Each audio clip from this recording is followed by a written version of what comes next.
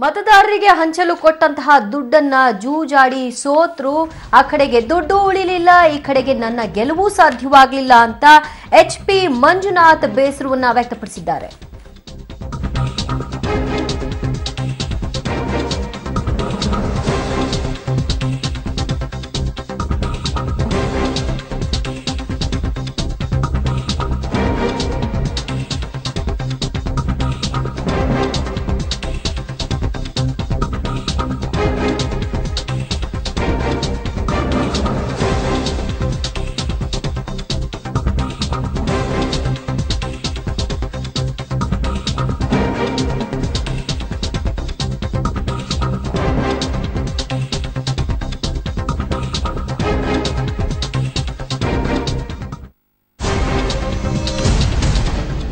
ಮತದಾರರಿಗೆ ಹಂಚಲು ಕೊಟ್ಟಂತಹ ದುಡ್ಡಿನಲ್ಲಿ ಜೂಜಾಡಿದ್ರು. ದುಡ್ಡು ಡಬಲ್ ಮಾಡಲು ಬೆಟ್ಟಿಂಗ್ ಕಟ್ಟಿ ಸೋತಿದ್ದಾರೆ. ಆ ಹಣವನ್ನ ಕಾರ್ಯಕರ್ತರು ತಮ್ಮ ಬಳಿಯೇ ಉಳಿಸ್ಕೊಂಡಿದ್ರೆ ನನಗೆ ಸಂತೋಷವಾಗ್ತಿತ್ತು.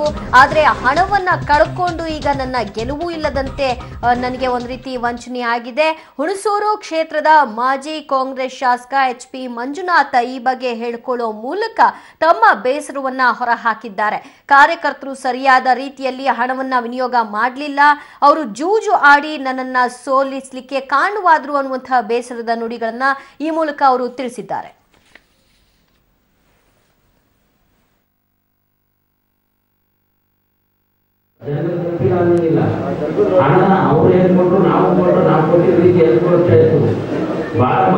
ಕೆಲವೊಂದು ವಿಚಾರ ನಾವು ಕೊಟ್ಟಂತ ಹಣನ ಮನುಷ್ಯನ ಯಾವ ಗೆಲ್ತೀವಿ, ಆಯ್ತು ಸಂತೋಷ. ಗೆಲ್ತೀವಿ ಅಂತ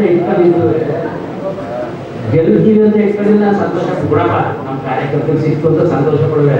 ಅಯ್ಯೋ ಅವ್ರ ದುರಂತ ಮಾನದಿಂದ ಬೆಟ್ಟಿಂಗ್ ಕಟ್ಕೊಂಡು ನನ್ನ ದುಡ್ಡೆ ಅದು ಸೋತ್ಕೊಟ್ರು. ಅದು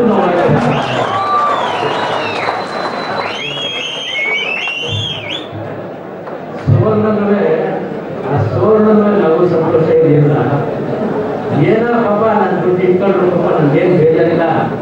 ಕೊಟ್ಟಿಲ್ಲ, ಯಾಕೆ ಇಟ್ಕೊಂಡ್ರು ಪಾಪ ನನ್ ದುಡ್ಡಿದ್ರು, ನನಗೋಸ್ಕರ ಓಟ್ ಕೇಳಿದ್ರು, ನನಗೋಸ್ಕರ 10 ವರ್ಷ ಶ್ರಮ ಪಡ್ತಿದ್ರು, ನನಗೆ ಬೇಜಾರಿಲ್ಲ. ಬಡ್ಡಿ ಮುಂದೆ ಇಟ್ಕೊಂಡು ಏನೋ ಅದರ ಉಪಯೋಗ ಒಳ್ಳೇದು ಮಾಡ್ಕೋಬೇಕಾಯ್ತಲ್ಲ. ನಾನು ದುಡ್ಡನ್ನ ಡಬಲ್ ಮಾಡಕ್ ಹೋಗಿ ಅದು ಕಳ್ಕೊಂಡ.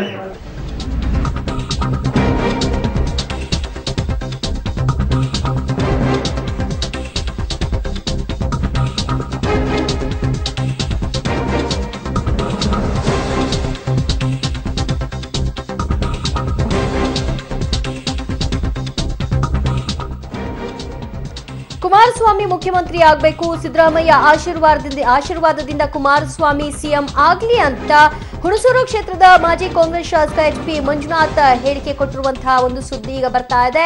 ಕುಮಾರಸ್ವಾಮಿ ಮುಖ್ಯಮಂತ್ರಿ ಆಗಬೇಕು, ಸಿದ್ದರಾಮಯ್ಯನವರ ಆಶೀರ್ವಾದದಿಂದ ಕುಮಾರಸ್ವಾಮಿ CM ಆಗ್ಲಿ ಅಂತ ಅವರು ಹೇಳಿದ್ದಾರೆ.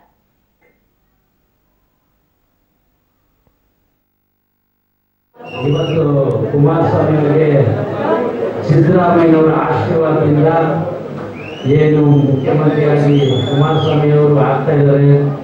ನಾವೆಲ್ಲರೂ ಸೇರಿ ಆ ಭಗವಂತನಲ್ಲಿ ಪ್ರಾರ್ಥನೆ ಮಾಡೋಣ, ಸಿದ್ದರಾಮಯ್ಯನ ಆಶೀರ್ವಾದದಿಂದ ಕುಮಾರಸ್ವಾಮಿ ಅವರು ಮುಖ್ಯಮಂತ್ರಿ ಆಗಲಿ. ಸನ್ಮಾನ್ಯ ಸಿದ್ದರಾಮಯ್ಯನವರ ಆಶೀರ್ವಾದದಿಂದ ಸನ್ಮಾನ್ಯ ಕುಮಾರಸ್ವಾಮಿ ಅವರು ಮುಖ್ಯಮಂತ್ರಿ ಆಗಲಿ ಅಂತ ಹುಣಸೂರು ತಾಲೂಕಿನ ಸಾವಿರಾರು ಕಾಂಗ್ರೆಸ್ ಕಾರ್ಯಕರ್ತರು ಆ ದೇವರಲ್ಲಿ ಚಾಮುಂಡೇಶ್ವರಿಯಲ್ಲಿ ಪ್ರಾರ್ಥನೆಯನ್ನು ಸಲ್ಲಿಸಿದ್ದೇವೆ. ಈ ಬಗ್ಗೆ ಹೆಚ್ಚಿನ ಡೀಟೇಲ್ಸ್ ಕೊಡ್ತಾರೆ ನಮ್ಮ ಪ್ರತಿನಿಧಿ KP ನಾಗರಾಜ್. ಒಂದ್ ಕಡೆ ಬೆಟ್ಟಿಂಗ್ ಆಡಿ ನನ್ನ ಕಾರ್ಯಕರ್ತರು ಹಣ ಸೋತ್ರು ಅಂತ ಹೇಳ್ತಾರೆ, ಮಗದೊಂದು ಕಡೆ ಸಿದ್ದರಾಮಯ್ಯನವರ ಆಶೀರ್ವಾದದಿಂದ HD ಕುಮಾರಸ್ವಾಮಿ ಅವರು CM ಆಗ್ಲಿ ಅಂತ ಹೇಳ್ತಾರೆ. ಏನಿದ್ರ ಮರ್ಮ? ಇದು ಬಿಗಿನಿಂಗ್ ಅಂತಾನೆ ಹೇಳ್ಬೋದು. ಯಾಕಂದ್ರೆ ಈ ತರದ ಸರಣಿಗಳು ಶುರುವಾಗ್ತವೆ. ಯಾಕಂದ್ರೆ ಸಿದ್ದರಾಮಯ್ಯ ಅಂದ್ರೆ ಕಾಂಗ್ರೆಸ್ನವರು ನಮ್ಮಿಂದ JDS ಅವರು ಅಧಿಕಾರಕ್ಕೆ ಬಂದರು ಅಂತ, JDS ಅವರು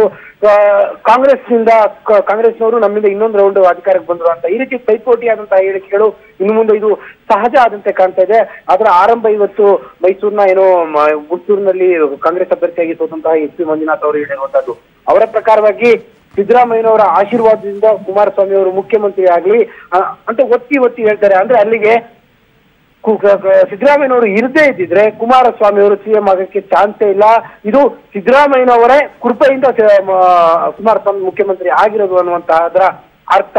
ದಿವ್ಯಾ, ತಮ್ಮ ಪಕ್ಷದ ಉಳಿವಿಗಾಗಿ ಮಾಡಿದ್ರು ಅನ್ನೋದು ಕೂಡ ಅವರಿಗೆ ಜ್ಞಾಪಕಕ್ಕಿರ್ಬೇಕಲ್ವಾ KP ನಾಗರಾಜ್? ಸಾರಿ ದಿವ್ಯಾ, ತಮ್ಮ ಪಕ್ಷದ ಉಳಿವಿಗಾಗಿ ಈ ರೀತಿಯಾದಂತಹ ಮಂಡಿಯೂರೋ ಕೆಲಸ ಮಾಡಿದ್ರು ಅನ್ನೋದು ಅವ್ರಿಗೆ ನೆನಪಿಗಿರ್ಬೇಕಲ್ವಾ? ಅಲ್ಲ, ಅದು ವಾಸ್ತವ ಸತ್ಯ. ಅದು ರಾಜಕಾರಣದಲ್ಲಿ ಏನೋ ವಿಶ್ಲೇಷಣೆಗೆ ಇರುವಂತಹದ್ದು. ಆದ್ರೆ ಇಲ್ಲಿ ಪ್ರತಿಷ್ಠೆಗೆ ಬಂದಿರುವಂತಹದ್ದು ಆದ್ರೆ ಸಿದ್ದರಾಮಯ್ಯನವರ ಬೆಂಬಲಿಗರು ಅಂತ ಅನ್ನಿಸ್ಕೊಂಡಿರುವಂತವ್ರು, ಜೊತೆಗೆ ಕಾಂಗ್ರೆಸ್ನ ಕಟ್ಟ ಕಾರ್ಯಕರ್ತರು ಅಂತ ಅನ್ನಿಸ್ಕೊಂಡಿರುವಂತವ್ರಿಗೆ ಅಷ್ಟು ಬೇಗ ಜೆಲ್ ಆಗಕ್ಕೆ ಸಾಧ್ಯ ಇಲ್ಲ.